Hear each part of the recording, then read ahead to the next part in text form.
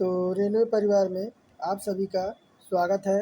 तो देखिए, हम लगातार विद्या पब्लिकेशन की बुक सॉल्व कर रहे हैं और जिसमें हमारे टोटल 20 प्रैक्टिस सेट थे। तो पहला क्वेश्चन आपके सामने नज़र आ रहा है और देखिए यहाँ पर इसको पढ़िए और कमेंट में इसका उत्तर बताइए। तो देखिए क्या कह रहा है कि 1000 वाट शक्ति का एक इलेक्ट्रिक हीटर 5 किलोग्राम द्रव्य का तापमान 2 मिनट में 25 डिग्री सेंटीग्रेड से यह बढ़ जाता है और बढ़कर 31 डिग्री सेंटीग्रेड कर देता है। तो द्रव्य की ऊष्मा सामर्थ्य क्या होगी? क्या पूछ रहा है? ऊष्मा सामर्थ्य पूछ रहा है। तो देखिए यहाँ कितना दे रखा है आपका, यानी शक्ति यानी पावर कितना दे रखा है। तो पावर यहाँ पे आपको दे रखा है 1000 वाट। 1000 वाट यह जो दे रखा है आपका पावर दे रखा है। और यानी एम कितना दे रखा है? तो एम दे रखा है आपका 5 किलोग्राम। और हीटर का जो आपका तापमान दे रखा है वह कितना दे रखा है? तो यह दे रखा है आपका 25 डिग्री सेंटीग्रेड। कितना? तो 25 डिग्री सेंटीग्रेड दे रखा है। यानी आपका T1 हो गया। उसके बाद T2 आपका बढ़कर कितना हो जा रहा है? ये 31 डिग्री सेंटीग्रेड ये हो जा रहा है। अब देखिए समय आपका कितना दे रखा है। तो समय भी आपका देखिए यहाँ पे T आपका दे रखा है 2 मिनट। T आपका 2 मिनट दे रखा है। तो देखिए मिनट को क्या करेंगे हम 60 से मल्टीप्लाई करा देंगे। तो 2 मिनट का मतलब कितना हो जाएगा? तो 2 मिनट का मतलब हमारा हो जाएगा 120 सेकेंड। कितना? 120 सेकेंड हो जाएगा 2 मिनट का मतलब। अब क्या करेंगे? तो देखिए हम लगाएंगे हीट बराबर ऊष्मा का सूत्र। देखिए इसको छोटा करके फिर मैं आपको बताता हूँ। देखिए हम लगाएंगे यानी Q बराबर देखिए क्या होता है। तो Q बराबर होता है हमारा C इंटू में आपका क्या होता है? T। डेल्टा T होता है। क्या होता है? तो डेल्टा T होता है। यानी Q यहाँ पे क्या है? तो Q तो आपका हीट है। क्या है? Q हीट है। और C क्या है? तो C आपका यहाँ पर ऊष्मा सामर्थ्य है। और आपका तापमान देखिए आपका T आपका तापमान है। T आपका हो गया। अब देखिए Q को हम ऐसे ही रहने देंगे। Q को ऐसे ही रहने देंगे। यहाँ करेंगे हम P इंटू में T। P इंटू में T। तो देखिए कितना है? P का मान हमारा 1000 है और T का मान हमारा कितना आ जाएगा? तो 120 है। यहाँ देखिए हमने 2 मिनट का मान हमने जो निकाला था 120 सेकेंड। तो अब देखिए क्या हो जाएगा? 1000 गुणे 120 बराबर ये हो जाएगा C। अब देखिए यहाँ पे ब्रैकेट में हम कर देंगे क्या? तो T1 T2 माइनस T1। तो 1000 इंटू 120। अब देखिए C और T1 और T2 कितना है आपका? तो 31 है और T1 आपका कितना है? तो 25 है। यह कितना हो जाएगा? हमें C का मान चाहिए तो C को हम इधर लाएंगे। अब ये देखिए कितना हो जाएगा? 1000 और बटे में 1000 गुणे 120 और ये 31 में से आपका 25 जाएगा। ये घट के आपका नीचे आ जाएगा। तो ये आपका कट जाएगा किससे? तो 6 दूना 12, यहाँ पे आपका 20 हो जाएगा। तो देखिए आपका कितना हो जाएगा? तो C बराबर आपका कितना आ जाएगा? तो 1000 का जब 20 में मल्टीप्लाई होगा तो यह कितना हो जाएगा? यानी कितना? 4 जीरो हो जाएगा ना। 4 जीरो हो जाएगा यानी 2 पे आपका 10 के घाते 4 जीरो हो जाएगा। देखिए आपको यह विकल्प कहाँ नज़र आ रहा है? तो देखिए यह विकल्प आपको कहाँ नज़र आ रहा है? तो देखिए अभी इसमें विशिष्ट ऊष्मा आपसे पूछ रहा है। विशिष्ट ऊष्मा का सामर्थ्य पूछ रहा है। विशिष्ट ऊष्मा का सामर्थ्य पूछ रहा है। सेकंड विकल्प पूछ रहा है। अभी देखिए मैं इसको जो है डिलीट करके फिर मैं आगे बताता हूँ। विशिष्ट ऊष्मा का सामर्थ्य पूछ रहा है। तो देखिए S बराबर क्या हो जाएगा? S बराबर हो जाएगा यह कितना आया था आपका? 2 गुणे 10 के घाते 4 आया था ना। और ये आपका बटे हो जाएगा क्या? 5 हो जाएगा। 5 आपका किलोग्राम द्रव्यमान दे रखा है यहाँ पे ना। तो यह बराबर कितना हो जाएगा? तो देखिए 2 गुणे 10 और 10 के घाते आपका 4 और बटे में क्या हो जाएगा? बटे में 5 हो जाएगा। अब देखिए क्या हो जाएगा? यहाँ 2 से 5 से काटेंगे, 5 दूना 10। तो देखिए ये हो जाएगा 2 दूना 4 और 10 के घाते आपका इधर एक आ जाएगा तो आपका 10 के घाते 3 हो जाएगा। आपका जूल हो जाएगा और बटे में आपका kg हो जाएगा। देखिए विकल्प नंबर हमारा पहला करेक्ट हो जाएगा, इसमें पहला हमारा बिल्कुल सत्य होगा। फिर हम आगे देखते हैं, थोड़ा सा बड़ा था, इसमें आपको पहले आपको हीट निकालना था, उसके बाद आपको सामर्थ्य यहाँ निकालना था, ऊष्मा का सामर्थ्य पूछ रहा था। आगे देखिए क्या कह रहा है, फिर दूसरा नंबर विकल्प प्रश्न कह रहा है निम्नलिखित में से कौन सा एक के लिए अवतल दर्पण का उपयोग नहीं किया जाता है। तो निम्नलिखित में से किसके एक के लिए अवतल दर्पण का उपयोग नहीं किया जाता है। तो देखिए यहाँ पे आपका सेविंग ग्लास दे रखा है, सर्च लाइट में परावर्तक। तो देखिए विकल्प हमारा इसमें बी हो जाएगा। बी हो जाएगा कि जो सर्च लाइट में परावर्तक होते हैं ना, वहाँ पे आपका अवतल दर्पण का प्रयोग नहीं किया जाता है। बाकी अवतल दर्पण का प्रयोग कहाँ कहाँ किया जाता है।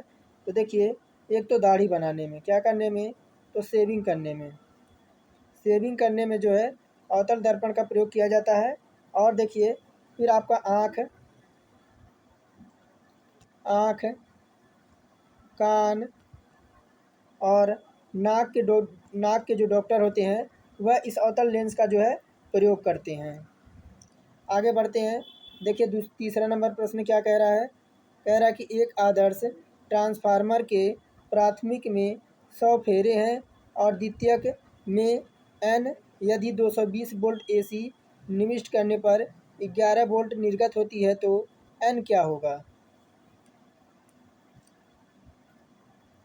तो यहाँ देखिए तीसरा नंबर है ना, तो अगर बात करें तो ट्रांसफार्मर का प्रयोग एसी को कॉइल से दूसरी में प्रवाहित करने के लिए किया जाता है।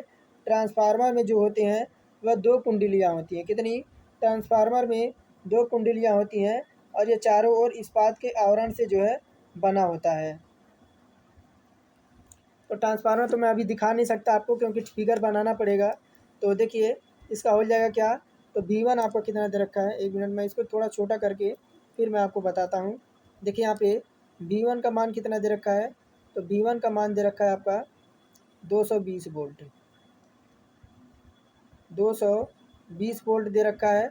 और प्राथमिक फेरों की संख्या यानी N1 का मान कितना दे रखा है, N1 का मान आपका 100 दे रखा है। कितना, तो 100 फेरे हैं ना, तो 100 फेरे हैं। अब देखिए यहाँ पे आपका N2 का मान हमसे पूछ रहा है, N2 का मान हमसे यहाँ पूछ रहा है। अब हम जानते हैं, देखिए क्या होता है, V1 में अपान V2 होता है और बराबर में आपका N1 में अपान N2 होता है। इसी पे हम रख देंगे, हमारा उत्तर आ जाएगा। V1 का मान यहाँ देखिए 220 वोल्ट है, 220 वोल्ट है। और V2 का तो हमें ज्ञात करना है, नहीं N2 का ज्ञात करना है ना। तो V2 की जगह देखिए क्या आ जाएगा, तो V2 की जगह हमारा आ जाएगा 11 वोल्ट। 11 वोल्ट देखिए यहाँ पे दे रखा है आपका 11 वोल्ट। अब देखिए N1 कितना है, N1 100 है और N2 का मान हमें चाहिए, N2 का मान हमें चाहिए। तो देखिए यह क्या हो जाएगा, तो देखिए इसे 11 से काटते हैं, 11 से काटते हैं, 11 दूना 22 हो जाएगा, यहाँ 20 हो जाएगा। अब 20 से काटेंगे यह 20 पच्चे 100, कितना आ जाएगा आपका 5 वोल्ट आ जाएगा। 5 वोल्ट विकल्प ऑप्शन नंबर बी में है, बी ऑप्शन हमारा बिल्कुल करेक्ट हो जाएगा। आगे देखिए चौथा नंबर प्रश्न कह रहा है कि निम्नलिखित में से कौन सा एक क्या है दे रखा है, तो लेग्रांज से सेल में एनोड के रूप में कार्य करता है। तो विकल्प कह रहा है कार्बन क्षण और जिंक क्षण, ताम्र क्षण और एल्युमिनियम क्षण। कह रहा है निम्नलिखित में से कौन सा एक लेग्रांज से सेल में एनोड के रूप में कार्य करता है। तो देखिए विकल्प हो जाएगा बी, जिंक क्षण हो जाएगा। क्या हो जाएगा, लेक्लांसे सेल का आविष्कार पेटेंट फ्रांस के वैज्ञानिक जॉर्जेस ने किया था। किसने किया था, तो जॉर्जेस ने किया था, जॉर्जेस ने किया था। और ये कहाँ के थे, ये फ्रांस के वैज्ञानिक थे। इन्होंने 1866 में, कब, तो 1866 में इसका आविष्कार किया था। इसमें विद्युत अपघटय के रूप में अमोनियम क्लोराइड और कार्बन का कैथोड एवं जिंक का ऋणायन एनोड प्रयुक्त होता है। यहाँ पे आप देख सकते हैं, तो Zn पे आपका 2+ और आगे देखिए 5वां नंबर कह रहा कि सामान्य ताप क्रम पर कैल्शियम कार्बाइड में जल मिलाने से कौन सी गैस उत्पन्न होती है। तो कह रहा कि हाइड्रोजन, मीथेन और एसिटिलीन और एलीन। तो 4 विकल्प दे रखे हैं, फटाफट अपने मन में विचार कीजिए कि कौन सा उत्तर होगा, फिर मैं आपको उत्तर बताता हूँ। तो देखिए 5वें का हो जाएगा मीथेन। क्या हो जाएगा? मीथेन हो जाएगा। यहाँ अगर बात करें तो C2 और प्लस 2H2O जब ये क्रिया करेगा तो आपका क्या बनेगा? तो यह बनेगा आपका Ca और OH का होल ट्वाइज, और प्लस में क्या बनेगा आपका? प्लस में आपका C2H2।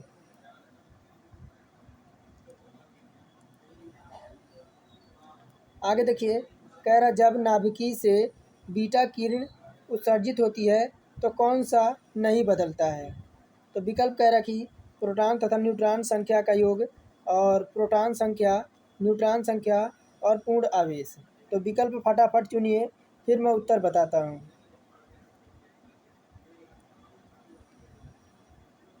तो ऑप्शन नंबर ए हो जाएगा कि प्रोटॉन तथा न्यूट्रॉन का संख्या का योग बीटा, जब अस्थायी नाभिक से बीटा किरण टकराती है तब एक इलेक्ट्रॉन निकलता है। नाभिक में पाए जाने वाले न्यूट्रॉन, प्रोटॉन और इलेक्ट्रॉन बदले जाते हैं। 7वां नंबर प्रश्न देखिए क्या कह रहा है कि ताप जिस पर किसी द्रव्य का वाष्प दाब वायुमंडलीय दाब के बराबर हो जाता है तो क्या कहा जाता है? क्या? तो गलनांक, हिमांक, क्रांतिक ताप और क्वथनांक। तो ताप जिस पर किसी द्रव्य का वाष्प दाब वायुमंडलीय दाब के बराबर हो जाता है तो उसको क्या कहा जाता है? तो उसको क्वथनांक कहा जाता है। क्या कहा जाता है? तो द्रव्य का वाष्प दाब वायुमंडलीय दाब के बराबर हो जाता है, द्रव्य इस पर उबलने लगता है, जिसे हम क्वथनांक कहते हैं। 8वां नंबर प्रश्न देखिए कह रहा है क्या कि किस ट्राइडाहाइड्राइड में सबसे ज़्यादा ऊष्मीय स्थायित्व होता है। ट्राईहाइड्राइड में सबसे ज़्यादा ऊष्मीय स्थायित्व होती है। तो कह रहा है PH3 और ASH3, NH3 और SbH3। तो 4 विकल्प हैं। तो ऑप्शन नंबर 3 आपका सी हो जाएगा, NH3। ये देखिए, ये सभी अम्ल होते हैं क्योंकि इनमें आपके एक एकल जोड़े होते हैं, और अम्लता परमाणु कोर के आकार के साथ घटती है क्योंकि इलेक्ट्रॉन भारी मात्रा में जो है डिफ्यूज होते हैं। आगे देखिए, कह रहा नीचे सूचीबद्ध संक्रमण तत्वों के ऑक्साइडों में कौन सा रंग जो है विहीन होता है।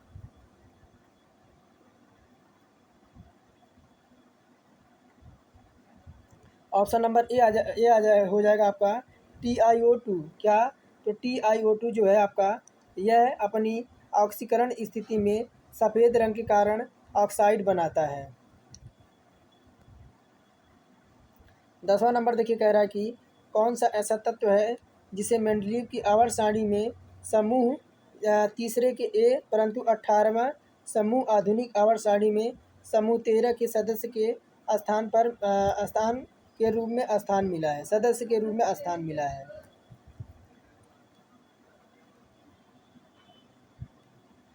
तो कह रहा एल्युमिनियम है, जिंक है और Su है और आपका Cu है। तो देखिए यहाँ आपका ऑप्शन नंबर हो जाएगा क्या? बी, एल्युमिनियम हो जाएगा। और कह रहा देखिए 11 नंबर प्रश्न कह रहा कि नैज यानी शुद्ध अर्धचालक में क्या होता है। कह रहा बीबर छिद्र तथा इलेक्ट्रॉन समान गतिशील होते हैं, बीबर अधिक गतिशील होते हैं, इलेक्ट्रॉन अधिक गतिशील होते हैं, केवल इलेक्ट्रॉन ही गतिशील होते हैं। तो नेज अर्धचालक में क्या होता है? तो ऑप्शन नंबर ए हो जाएगा कि बीबर यानी छिद्र जो होता है वह इलेक्ट्रॉन समान गतिशील होते हैं। ऑप्शन नंबर फर्स्ट हमारा करेक्ट हो जाएगा। 12 नंबर प्रश्न कह रहा कि निम्नलिखित यौगिकों में से किस एक में आयनिक एवं सहसंयोजक बंध दोनों होते हैं। कह रहा कि carbon tetrachloride, calcium chloride, ammonium chloride और पानी।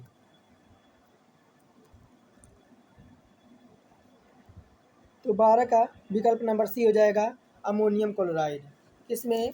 तो अमोनियम क्लोराइड में। देखिए अमोनियम क्लोराइड में यानी आपका NH4Cl में, NH4Cl में N तथा H के मध्य सहसंयोजक बंध होते हैं। 13 नंबर देखिए कह रहा कि सिल्वर के हैलाइडों में न्यूनतम जलीय घुलनशील वाला यौगिक है।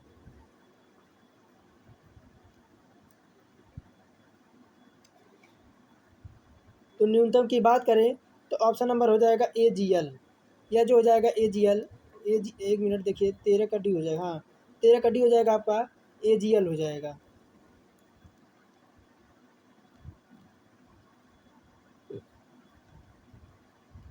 कह रहा सौर विकिरण की फ्रॉनहाफर रेखाओं की सहायता से किस तत्व का पता लगा? कह रहा हाइड्रोजन, हीलियम, लिथियम और यूरेनियम। तो 14 का ऑप्शन नंबर बी हो जाएगा हीलियम का। किसका? तो हीलियम का। देखिए फ्रॉनहाफर रेखाएं जर्मन भौतिक विज्ञानी के नाम पर प्रसिद्ध अवशोषण रेखाओं का एक समूह है और यह प्रकाश किरणों के अपवर्तन घटना का उदाहरण है। इस प्रयोग के द्वारा हीलियम की खोज की गई थी।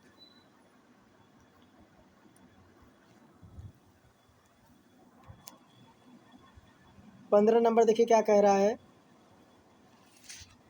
तो 14 का हमारा हो गया था हीलियम। 15 देखिए कह रहा तापमान पैमाना जो किसी पदार्थ के गुणों पर निर्भर नहीं करता है।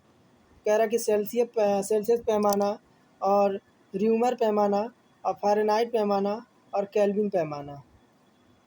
तो 15 का ऑप्शन नंबर डी हो जाएगा केल्विन पैमाना। देखिए अगर बात करें तो 0 डिग्री को निरपेक्ष तापमान कहा जाता है।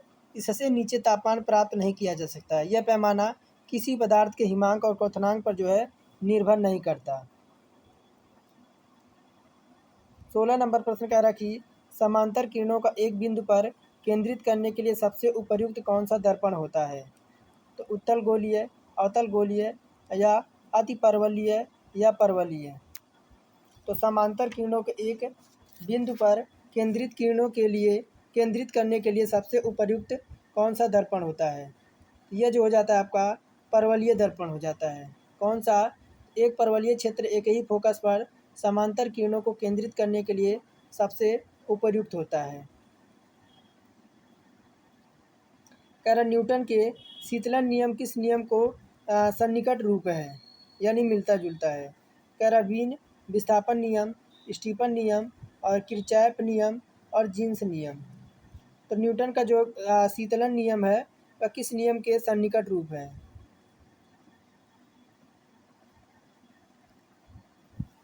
ये हो जाएगा आपका ऑप्शन नंबर बी स्टीफन के नियम के सन्निकट है। अब देखिए 18 नंबर कह रहा कि यदि कैल्शियम के हैलाइडों को उनके गलनांकों के बढ़ते क्रम में व्यवस्थित किया जाए तो सही अनुक्रम कौन सा होगा? तो 4 विकल्प यहाँ दिख रहे होंगे, फटाफट देखिए फिर मैं उत्तर बताता हूँ।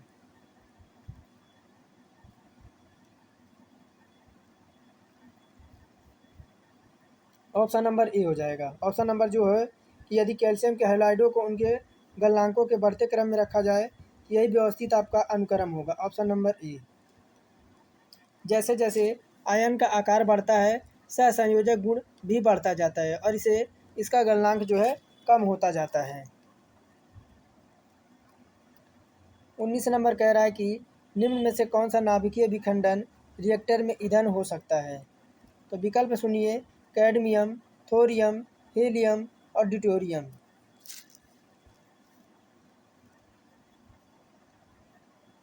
19 का हो जाएगा विकल्प नंबर बी थोरियम।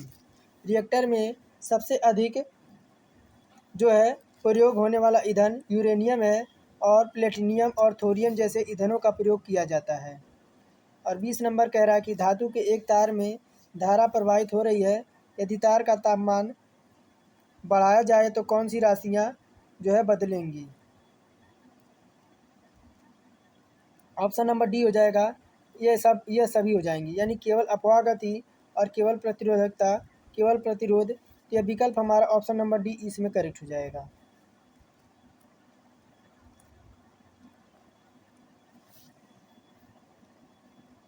यहाँ से जीके स्टार्ट हो गया। कह रहा है कि राज्यसभा का पदेन सभापति कौन होता है? यह क्या कौन होता है? तो उपराष्ट्रपति होता है। कह रहा कि हड़प्पा कालीन सभ्यता स्थल लोथल स्थित है। तो हड़प्पा कालीन सभ्यता स्थल लोथल कहाँ पर स्थित है? तो 4 विकल्प हैं, उत्तर चुनिए, फिर मैं आपको बताता हूँ। लोथल जो इस टाइम आपका स्थित है वह गुजरात में है। कहाँ पे? तो लोथल, देखिए, हड़प्पा सभ्यता से संबंध पूरा स्थल लोथल गुजरात प्रांत में अवस्थित है। यह स्थान पुरातन काल में साबरमती तथा भोगवा नदी के बिल्कुल समीप था, लेकिन नदी की धारा में परिवर्तन के कारण अब यह लगभग 3 किलोमीटर दक्षिण पश्चिम में पड़ता है। हड़प्पा काल में लोथल के पश्चिमी एशियाई देशों में व्यापारिक संबंधों के बारे में पुरातात्विक साक्ष्य मिले हैं। 23 नंबर कह रहा है इनमें से कौन सा एक स्वराज पार्टी से संबंधित नहीं थे? तो मोतीलाल नेहरू, चक्रवर्ती CR दास, NC केलकर और Rajendra Prasad. Option number D हो जाएगा राजेंद्र प्रसाद। स्वराज पार्टी से संबंधित प्रमुख नेता चित्तरंजन दास थे, मोतीलाल नेहरू थे, NC कलाकार थे, लेकिन पार्टी के अध्यक्ष चित्तरंजन दास और महासचिव मोतीलाल नेहरू थे। और स्वराज पार्टी की स्थापना जो हुई थी, कब हुई थी? तो स्वराज पार्टी की स्थापना कब हुई थी? तो 1923 में हुई थी। कहाँ पे? तो इलाहाबाद में, इलाहाबाद में हुई थी स्वराज पार्टी की स्थापना। कह रहा कि निम्नलिखित में से कौन सी नदी पश्चिम की ओर बहती है? तो पश्चिमी की ओर बहने वाली नदी कौन सी है? ऑप्शन नंबर बी हो जाएगा नर्मदा नदी। नर्मदा, ताप्ती, साबरमती एवं लूनी नदी पश्चिम की ओर बहती हैं। यह नदियाँ कहाँ जाकर मिलती हैं? यह नदियाँ अरब सागर में जाके मिलती हैं। अरब सागर में यह नदियाँ जाके मिलती हैं। और जबकि जो आपकी यमुना है, गंगा है, गोदावरी है, यह पूरब ओर बहती हैं और बंगाल की खाड़ी में गिरती हैं। तो पूरब की ओर बहने वाली नदियाँ बंगाल में गिरती हैं और पश्चिम की ओर बहने वाली नदियाँ जो हैं अरब सागर में गिरती हैं।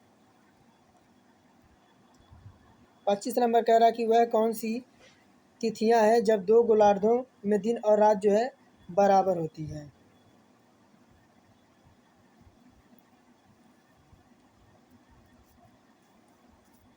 तो ऑप्शन नंबर सी हो जाएगा 21 मार्च और 23 सितंबर। देखिए, 21 जून को उत्तरी गोलार्ध में दिन बड़ा होता है। मार्च दे रखा है नहीं, 1 मिनट। देखिए 21 जून को जो है 21 जून को उत्तरी गोलार्ध में दिन बड़ा होता है और रातें छोटी होती हैं। तब दक्षिणी गोलार्ध में रातें बड़ी तथा दिन छोटे होते हैं। जबकि दोनों गोलार्धों में बात करें, 21 मार्च, दोनों गोलार्ध दे रखा है ना, दोनों गोलार्ध कह रहा है, तो 21 मार्च 23 सितंबर को दिन रात आपकी बराबर होती है। कह रहा भारत के चुनाव आयोग द्वारा उम्मीदवार और चुनाव प्रबंधन के लिए कौन सा सॉफ्टवेयर विकसित किया गया है? ये है आपका इनकोर। कह रहा रिवर स्विंग कॉलोन्जियम टू कोऑपरेशन किसके द्वारा लिखी गई है? तो कह रहा अशोक टंडन, विजय तिवारी, प्रेम सिंह और विजय पाल। तो 27 का ऑप्शन नंबर ए हो जाएगा, अशोक टंडन के द्वारा। कह रहा निम्नलिखित में से किस अंतरिक्ष एजेंसी को वर्ष 2023 के लीप एरिकेक्सन लूनर पुरस्कार से सम्मानित किया गया था?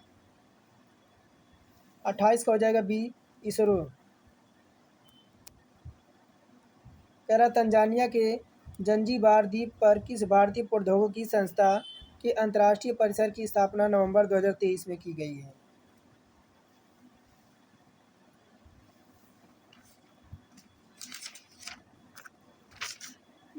ये हो जाएगा IIT मद्रास। तंजानिया के जांजीबार द्वीप पर आईआईटी मद्रास के प्रथम अंतर्राष्ट्रीय परिसर की स्थापना की गई। इस परिसर का उद्घाटन जांजीबार के राष्ट्रपति हुसैन हुसैन ने किया। आईआईटी मद्रास जांजीबार परिसर में शुरू किया गया और पाठ्यपुस्तक सभी देशों के छात्र से खोले गए। आगे देखिए, तीसरा प्रश्न क्या कह रहा है। कह रहा है कि प्रधानमंत्री मोदी ने रामलला की प्राण प्रतिष्ठा के लिए जनवरी 2024 में कितने दिवसीय विशेष अनुष्ठान किया था। ये टोटल थे 11 दिवसीय अनुष्ठान हुआ था। अब देखिए रीजनिंग स्टार्ट है, यहाँ से प्रश्न का उत्तर दीजिए।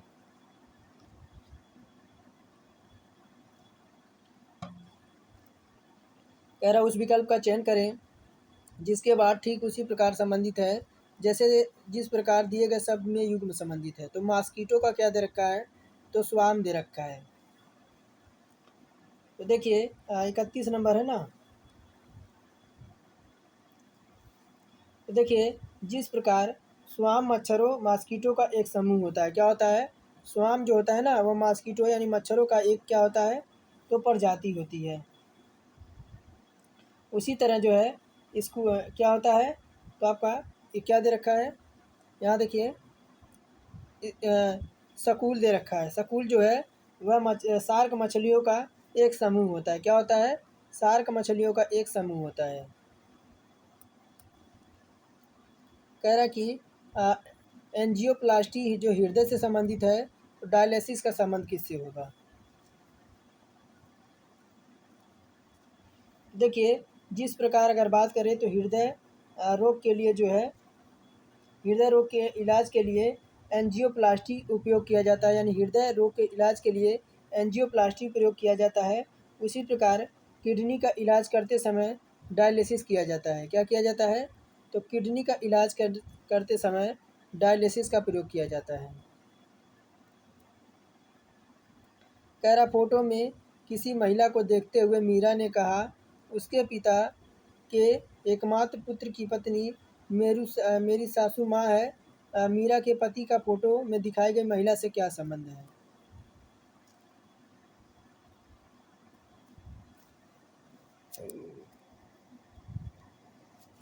तो कौन है, तो देखिए मीरा है।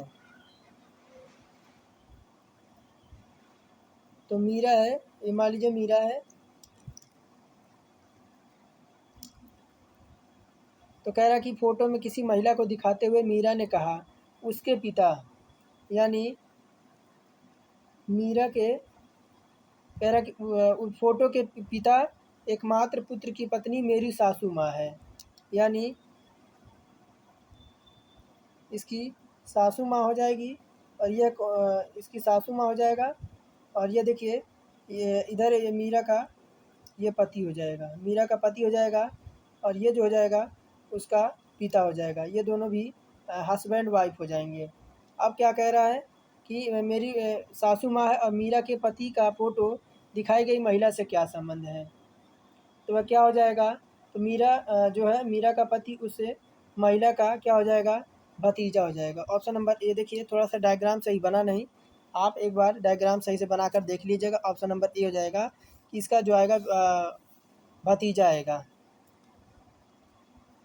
अब देखिए यहीं पर आपको या तो देखिए आप दो क्वेश्चन होमवर्क ले लीजिए। 34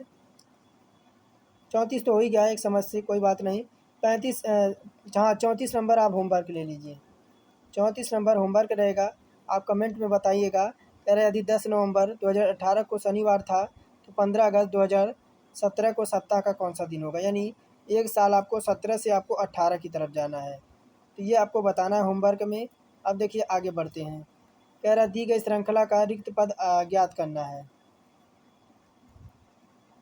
रिक्त पद ज्ञात करना है।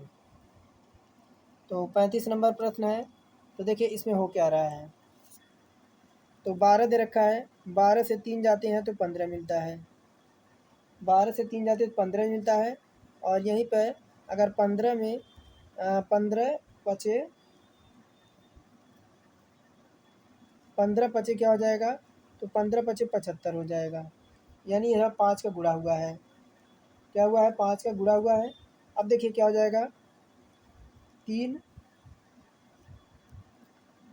फिर हम क्या जोड़ते हैं, देखिए यहाँ पे क्या आना चाहिए, यहाँ पे क्या दे रखिए 738 दे रखा है। अगर हम 82 रख दें यहाँ पे, अगर हम विकल्प में 82 रख दें और इसको 9 से मल्टीप्लाई करा दें तो 9 दूनी 18 हो जाएगा, हासिल 1 हो जाएगा, 9 8 72, एक क्या हो जाएगा 72 और एक आपका 73 हो जाएगा, 738 आ जाएगा। यानी आप विकल्प में 82 रख देना है, तभी हमारा जो है श्रृंखला को पूर्ण कर पाएगा।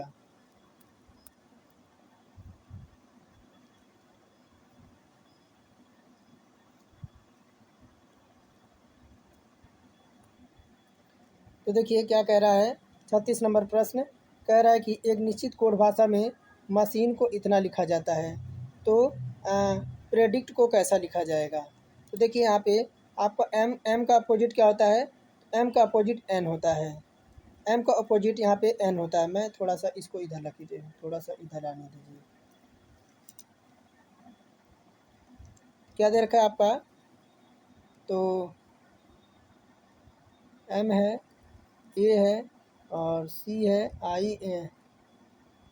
सी है, एच है, आई है और एन है और ई है। देखिए ये दे रखा है। अब एम का उल्टा क्या होता है, एम का उल्टा एन होता है। और ए को देखिए, ए को यहाँ पे 5 लिखा है। और सी का उल्टा क्या होता है, तो सी का उल्टा एक्स होता है। और देखिए सी का उल्टा सी का उल्टा एक्स होता है। अब देखिए क्या बचा, एच बचा। एच की जगह क्या लिख देंगे, एच का उल्टा क्या होता है, एच का उल्टा एस होता है। अब देखिए आई को यहाँ पे 3 लिख दिया है, आई को 3, एन का उल्टा एम होता है और ई को यहाँ पे आपका 4 कर दिया है। अब देखिए सेम हमें यही जो है पेरिडिक्ट में जो हमें अपनाना है। तो क्या दे रखा है आपका, पी है और आर है, ई है और क्या दे रखा है आपका, डी है, आई है, सी है और टी है। पेरिडेक्ट दे रखा है। अब देखिए पेरिडेक्ट दे रखा है, तो अब इसको देखिए पी का अपोजिट क्या होता है, तो पी का अपोजिट के होता है यानी पी के, यानी पी का अपोजिट के होता है। और आर का क्या होता है, तो आर देखिए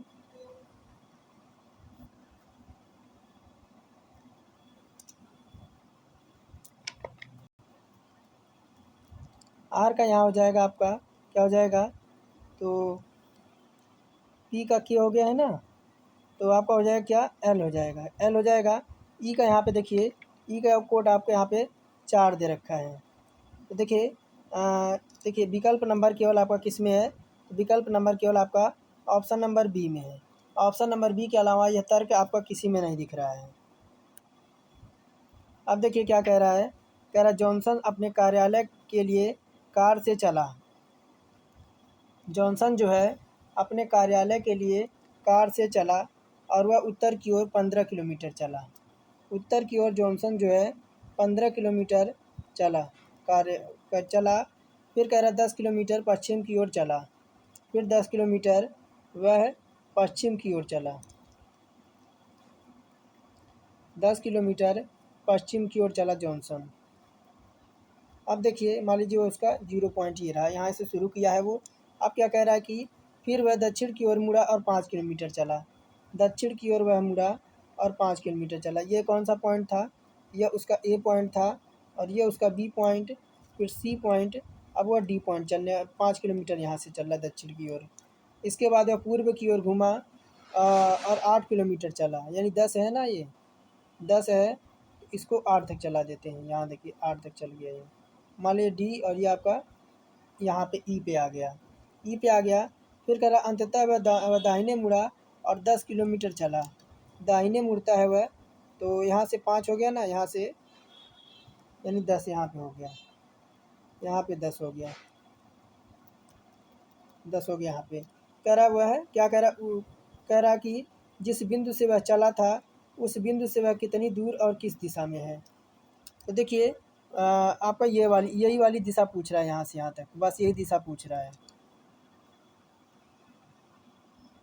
तो देखिए ये एक तो आपका कितना दे रखा है, यहाँ पे आपका 10 दे रखा है ना, 10 है और 10 और यहाँ पे आपका 8 है। यहाँ से 8 माइनस कर देंगे तो क्या आ जाएगा, 2 किलोमीटर आ जाएगा। 2 किलोमीटर यह पश्चिम दिशा में है। कौन सी दिशा है? तो यहाँ से उसकी दिशा दिखाएंगे ना, तो ये कौन सी हो जाएगी? तो पश्चिम दिशा हो जाएगी। कह रहे यदि ए के लिए जोड़ क्या दिख रहा है, क्या कह रहा है देखिए, यदि ए जोड़ के लिए, बी भाग के लिए, सी घटाव के लिए, डी गुणा के लिए, तो निम्न का समीकरण का मान क्या आएगा? यह समीकरण है, इसका मान क्या आएगा? देखिए अब इसको सॉल्व करते हैं। 18 नंबर है ना, 38 नंबर है। देखिए हम इसको जो है पैटर्न को बदलते हैं। देखिए यहाँ पे क्या दे रखा है आपका, तो 14 है और एक हम क्या कह रहा है, ए को प्लस बता रहा है, प्लस लगा देते हैं। 7 है और गुणे 5 हो जाएगा और ब्रैकेट में क्या हो जाएगा, तो 2 गुणे 2 हो जाएगा। अब उसके बाद क्या हो जाएगा, माइनस का ब्रैकेट में हो जाएगा 96 और प्लस का क्या हो जाएगा, भागा हो जाएगा, 1 मिनट, भागा हो जाएगा, भागा 6 हो जाएगा और इंटू में क्या हो जाएगा, 3 हो जाएगा। अब देखिए अब क्या बचेगा, इधर हो गया 14 हो गया प्लस 7 पचे 35 हो गया, गुणे और 2 दूना कितना हो जाएगा, तो 2 दूना 1 मिनट, 2 दूना 4 हो जाएगा, 2 दूना 4 हो जाएगा। अब यहाँ पे आपका क्या आ जाएगा, जब ये 96 से आपका 6 में भाग देंगे तो कितनी बार में जाएगा, 16 छक्का 96 हो जाएगा और 16 तियाँ कितना हो जाएगा, 16 तियाँ 48 हो जाएगा, 16 तियाँ 48 हो जाएगा। अब क्या बचेगा देखिए, 14 हो गया और प्लस कितना हो जाएगा, तो 4 पच्चे 20 के शून्य, 4 तियाँ 12, 12 दो कितना हो जाएगा, 14, यानी 140 हो जाएगा। अब माइनस का कितना हो जाएगा, 48 हो जाएगा। अब कितना हो गया, तो 14 140 कितना हो जाएगा, 154 हो जाएगा। अब माइनस का 48 कर देंगे, कितना आ जाएगा, 106 आ जाएगा, 106, 106 विकल्प नंबर सी ऑप्शन में है। अब कह रहा ईसु तथा अहाना की आयु का अनुपात क्रमशः 8 वर्ष तथा 6 वर्ष और बाद जो है 5:6 हो जाएगा। अब से 10 वर्ष बाद ईसु की आयु अहाना के 6 वर्ष की आयु के समान हो जाएगी। ईसु की वर्तमान आयु ज्ञात करना है। क्या कह रहा है कि मान लेंगे ईसु और अहाना की आयु हो जाएगी, तो क्या हो जाएगी, ई और ए हो जाएगी। तो अब देखिए ये क्या हो जा रहा है, कह रहा ई प्लस आपका 8 कर देंगे, यानी आपका 8 वर्ष है और बटे कर देंगे ए प्लस आपका 6 वर्ष, बराबर कितना दे रखा है आपका, 5:6 दे रखा है। तो इसको तिर्यक मल्टीप्लाई करा देंगे, ये हो जाएगा आपका 6e और माइनस का 5a, 5a बराबर क्या हो जाएगा, या माइनस का 18 हो जाएगा, माइनस का 18 हो जाएगा। अब देखिए क्या हो जाएगा, यह समीकरण नंबर आपका फर्स्ट हो जाएगा। अब देखिए क्या हो जाएगा, ई प्लस 10, ई प्लस 10 बराबर क्या हो जाएगा, ए प्लस 6। अब देखिए ई माइनस ए करेंगे, ई माइनस ए करेंगे, अब बराबर का क्या हो जाएगा, माइनस का 4 आ जाएगा। जब 6 में से 10 जाएगा माइनस का 4 आ जाएगा, यह समीकरण नंबर 2 हो जाएगा। अब क्या करेंगे, समीकरण 1 को समीकरण 2 से हल कर देंगे। तो समीकरण 1 से समीकरण 2 हल कर देंगे तो आपको कितना मिल जाएगा, 2 वर्ष मिल जाएगा। विकल्प हमारा 2 ऑप्शन करेक्ट हो जाएगा।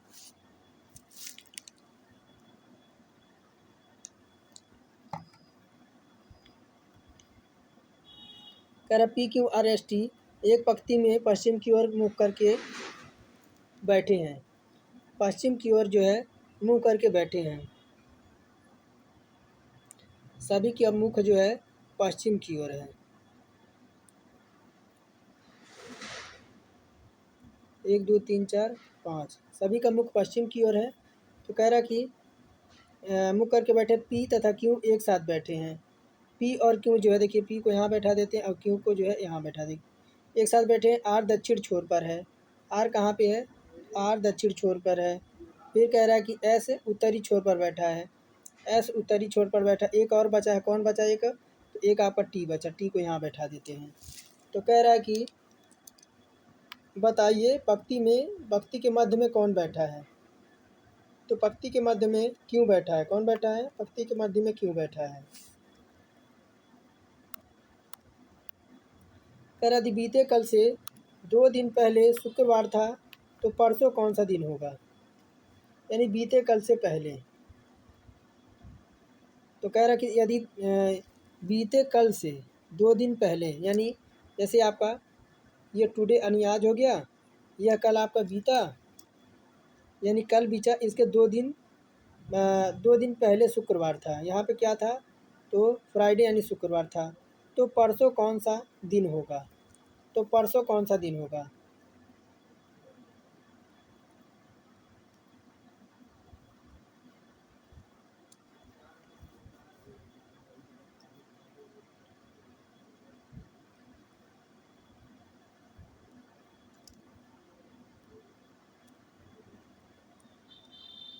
तो पूछ रहा है परसों कौन सा दिन होगा।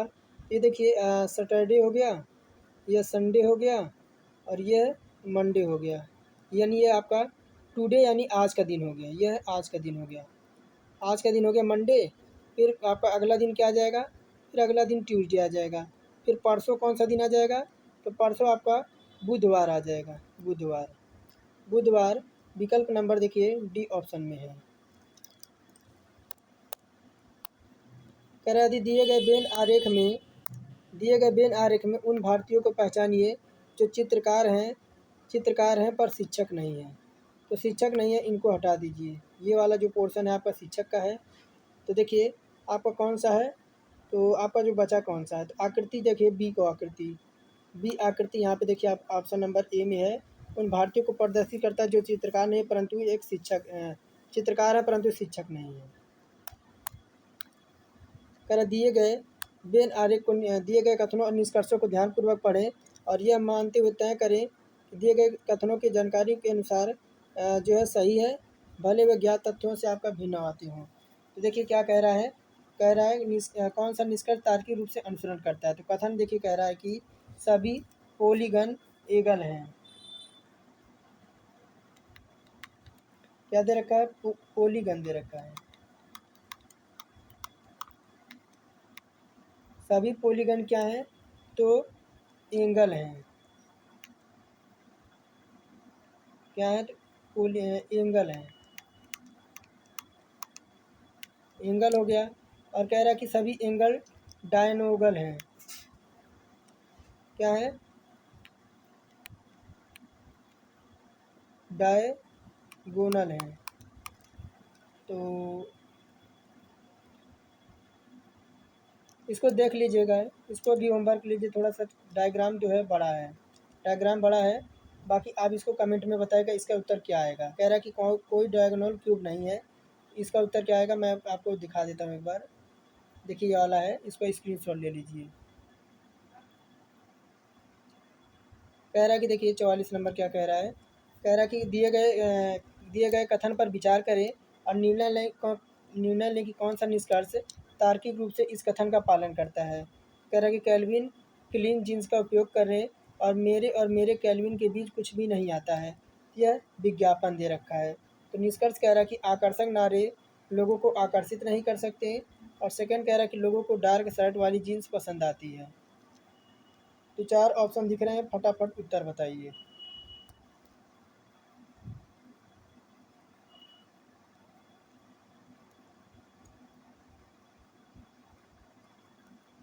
तो देखिए 44 की बात करें तो विकल्प हमारा डी हो जाएगा। ना तो निष्कर्ष हमारा एक पालन करेगा, ना तो हमारा निष्कर्ष 2 पालन करेगा। क्यों, क्योंकि विज्ञापन में नारे लोगों को आकर्षित करते हैं तथा यह लोगों को डार्क शेड जीन्स के बारे में पसंद है नापसंद है इसमें नहीं बताया गया है। कह रहा है कि ए और बी को संबंधों को देखकर और चित्र डी में प्रश्नवाचक के स्थान पर विकल्प चुनना है। अब देखिए विकल्प दिख रहा होगा। तो 45 की बात करें, 45 में हमारा ऑप्शन नंबर की अगर बात करें तो देखिए यहाँ पे प्रश्नवाचक मार्ग दे रखा है। इसमें हमारा ऑप्शन कौन सा हो जाएगा, ऑप्शन नंबर देखिए 2 हो जाएगा, विकल्प नंबर 2 हो जाएगा। यानी ये वाली आकृति आपकी आएगी इसमें।